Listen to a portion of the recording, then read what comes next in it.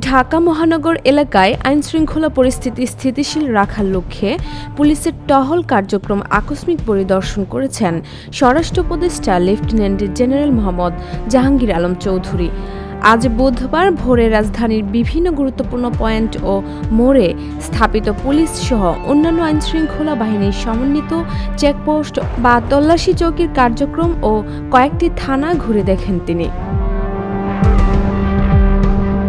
স্বরাষ্ট্র মন্ত্রণালয় জানায়, উপদেষ্টা তার বাড়ির ধারস্থ ডিওএইচএস এর বাসা থেকে বের হয়ে বনানী মোড়, বিজয় সরণি, মানিক মিয়া এভিনিউ, কলাবাগান, ইডেন কলেজ হয়ে নিউ মার্কেট থানা পরিদর্শন করেন। পরবর্তী সময়ে নিউ মার্কেট থানা থেকে শাহবাগ মোড়, মৎস্য ভবন, মগবাজার, হাতিরঝিল, পুলিশ প্লাজা হয়ে গুলশান থানা ঘুরে দেখেন।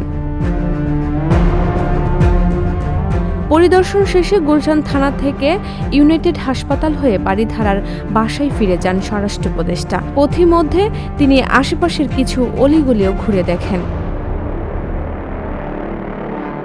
পরিদর্শনকালে উপদেষ্টা থানা ও চেকপোস্টে দায়িত্বরত আইনশৃঙ্খলা বাহিনীর সদস্যদের সঙ্গে কথা বলেন ও তাদেরকে প্রয়োজনীয় দিক নির্দেশনা দেন।